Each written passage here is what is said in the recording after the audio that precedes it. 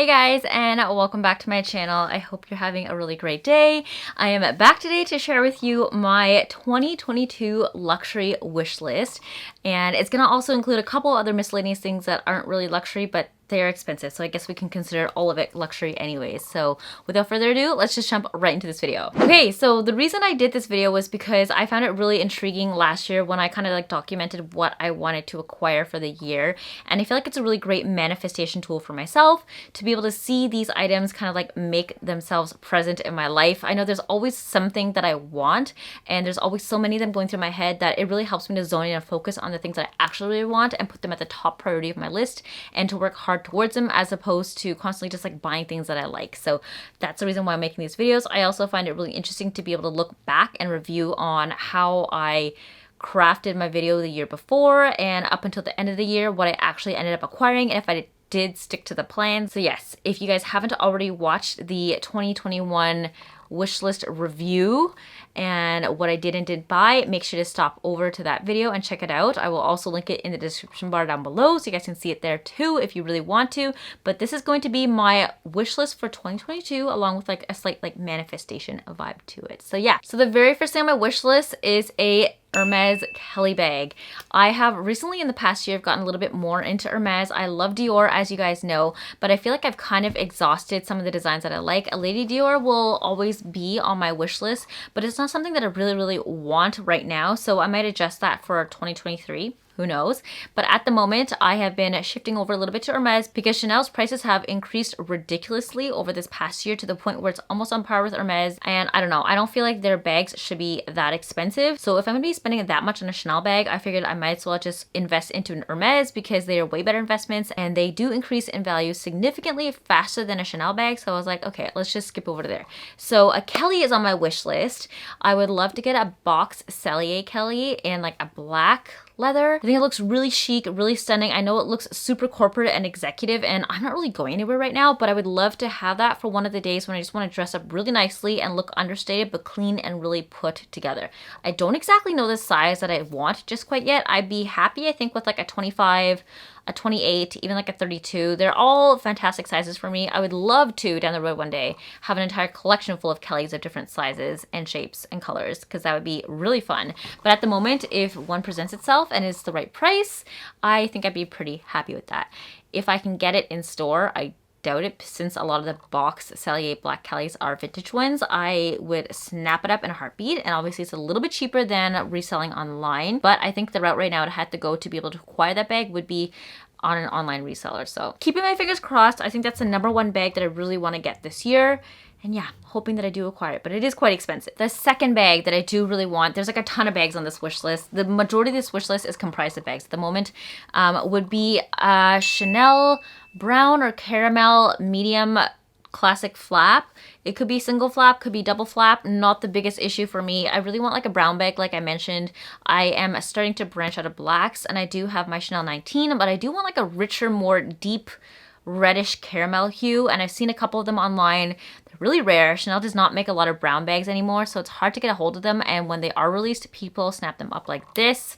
I had to wait like almost an entire year to get my 19 in that caramel color, so I'm keeping my eye out for the vintage market to see if I can find the right one, and if I do, then I definitely will be snatching that one up. I think that and the Kelly are like on the very top of my wish list right now. Another bag I would love to acquire from Chanel would be kind of like a cream beigey vintage medium double classic flap, and if it could have gold hardware, I think that'd be really pretty, although I'm not sure where exactly I would wear like a creamy beige color to anyways, since they're really prone to staining and color transfer, and I don't think I could trust myself enough to take care of my bags to not let them stain. So even though that's on my wish list, it's one of those like push back at the far end, and if I get through everything else, then maybe I can look forward towards hunting down for that one. But at the moment, it's not at the top of my list, but I do want to mention it since we are talking about Chanel bags right now too. Another wish list bag that I think actually would supersede that beige one would be a vintage black classic flap in lambskin, in kind of more like the waxy finish as opposed to the buttery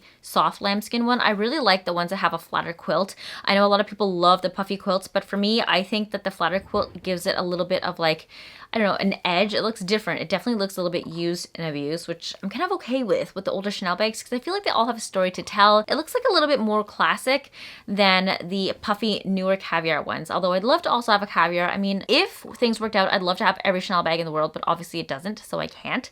So I really do want a vintage black one. I think they look really, really beautiful, understated, and super, super elegant. Again, not at the top of priority on my wish list bag, so it'd be pushed a little bit further back, but still a step ahead of the creamy beige one. Another Hermes bag I would really like, and this probably would be like bag number 3, would be a gold Birkin of sorts. I don't necessarily need to have that one right away because I know those are also really hard to get a hold of and are like unicorn bags. Honestly, a gold or a black would make me really, really happy as long as there's gold hardware. And I think I do want the smaller size, like the medium one. I think 30 would be the largest I would go. I believe the next size down is a 28. I can't remember off the top of my head. And yeah, if I could acquire that, that would make me a really happy girl. But I really doubt I would get a Kelly and a Birkin in the same year at once anyways. If I could, that would be phenomenal. Holding my breath, or maybe I shouldn't because I feel like that's a really rare situation, but I will be crossing my fingers and wishing to get it, and hopefully with enough manifestation they both will bring themselves into my life. But yes, I would love to have a gold Birkin. I think it's really, really cute, a little bit more casual than a Kelly, and would be a great like everyday go around bag if I don't want to bring out like a really structured Kelly bag with me. Next on that list is a Picotin 18 in the Nata color. I think it is so stunning in that creamy white.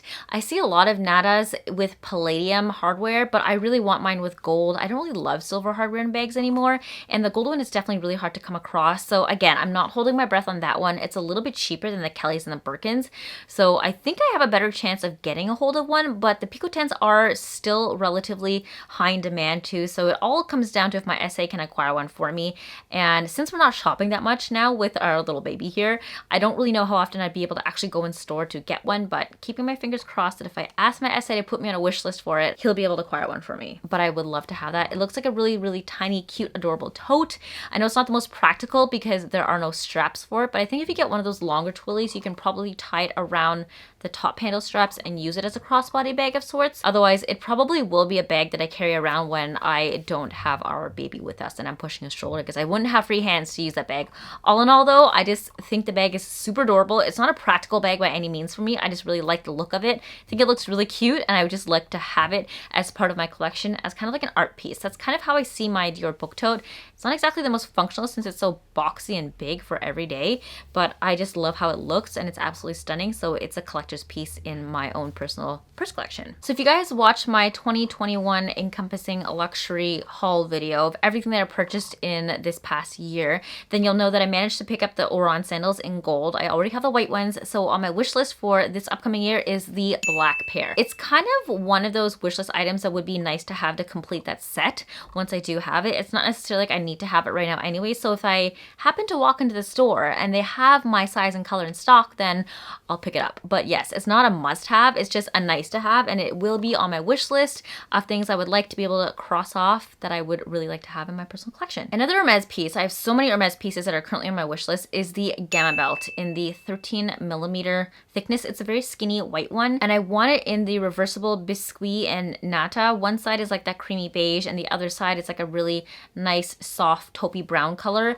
And I do want the buckle to be in a gold if possible, but I don't know if I can locate it in gold because online I only ever see it in rose gold or palladium, and you guys know I don't really wear a lot of silver, and I think the rose gold kind of comes off a little more goldy, so I would be open to passing it off for that shade if need be, but I would ideally love to have it in a gold because I do want a new skinny belt. I have an old Moschino white belt, but I don't like that it says Moschino across in the letters. I think it's just a little too loud for me now, so I am selling it. If you guys are interested, let me know. It's going to be up on my Poshmark, and to replace that one, I do want to get the Hermes Gamma belt. So that is top of the line on my wish list. I did find that I used my skinny Moschino belt a lot, so I think I'll also get a lot of wear out of the Hermes belt, and seeing as it's not as logomaniaed out unless you recognize the belt, I kind of like it. It's a little bit more nondescript and a little bit more discreet, so that is quite high on my wish list so I can wear it with a lot of different clothes. Another item that I mentioned in my 2021 luxury haul video was my Avalon blanket and the matching Avalon pillows that I want to get in the exact same color. I would love to, if possible, get a hold of 2 pillows in the exact same color as my blanket, but I know those are also very hard to come across here too in Canada, and we don't get a lot of stock, and 2 would be like a wish list item. I think even one is considered a wish list item, but if I could get one, I'd be very happy. And like the year after, I could acquire the second one. But I kind of also want to complete that set and have 2 pillows to go with the blanket. I feel like at this moment, I'm just like completing sets of things that I visualize myself having in my head. So I think it would be reasonable to consider 1 as a wish list this year, 2 if I'm really lucky, or I just have to push the second one into next year's. But it would be nice if I could finally get pillows to match with that blanket. And then I would like to put the pillows on our bed here, like one in front of each of our sleeping arrangements, and just have the blankets strewn across as kind of like a decorative quilt afterwards. The last luxury item I think that's going to be on here is a Van Cleef and Arpels Sweet Alhambra necklace. I really want one in the mother of pearl and gold. And primarily I was gonna ask for it as a push present for when our baby boy came, just because we took our last trip to Spain together, me and Peter, and that was the very first, I guess, like international trip that we took our baby on while he's still inside of me. And we did visit the Alhambra while we were there, so I felt like that'd be very reminiscent of that trip and would be a great reminder of our kid whenever I look down my necklace. And also because it is mother of pearl, I am now a mother. I know these are all like really cheesy cliche sentiments that are ingrained into this necklace purchase, but I also just really like that necklace to begin with. It's super dainty, simple and delicate, and I like to attach sentimental moments to a lot of jewelry pieces that I acquire, especially the more pricier ones. So I felt like that would be the perfect one for that necklace. And then down the road when we have our second child, I think we want a second child, I wanted to get a second necklace, maybe the onyx one, to kind of like symbolize like the younger one. I don't know, we'll see. I haven't decided exactly yet, but I do really want the Sweet Alhambra in the mother of pearl. Ideally, if I could get the antique gold, that'd be really nice too. But I know that one is very, very high in demand and very low supply, so I didn't even bother putting that on my wish list now. It might appear on a wish list some many years down the road, but I do want the mother of pearl one, and that is my goal for this year, to acquire it. The very last 2 things, one is a house, because Peter and I do want to buy one for ourselves to move into. As you guys may or may not know, this house that we're currently in right now is actually a lease. We don't own it, so we do want to buy one for ourselves and kind of turn into like a fixer-upper so we can reno it and customize it the way exactly we want it to be. So that is on the wish list for next year. Keeping my fingers crossed for that. That'd be like a really, really high hopes one that we would acquire. The other one I think is an SUV. Once we kind of figure out what the car situation is like with our baby, we're already feeling like our personal little sedan is a little bit tight with the car seat and other things that we have in the trunk. So I would want to upgrade to like a bigger car for us to be able to put more things into it. That'd be super ideal. But of course, both of those are very, very expensive purchases and are kind of like up in the air. They're not exactly like specific ones that we want right away, but we do know that we want to work towards it. So maybe I'll have to push aside everything else on my wish list to be able to check off both of those 2, because those are more of like needs as opposed to wants, and everything else on my wish list was a want. So yeah, that is my 2022 wish list. Let me know what you guys think. I hope you guys enjoyed that. For anything that you guys want to see that was related to last year's wish list, I will include in a link down below in the description box so you guys can check it out and watch that. Let me know if you have any similar wish list items on your list for the next year too, and if you're manifesting anything special. As always, if you guys want to see more of me, make sure to follow along on Instagram and TikTok, where I post every single day, and you guys can find more of me there. Otherwise, make sure you are subscribed on here. That way you can watch all the videos that pop up on your feed. I post twice a week, and I'm going to try to keep myself accountable to that, even with a newborn. I think it's going to be hard, but we can do it. Otherwise, hope you guys have an amazing day. I will see you in the next video. Love you so much. Thanks.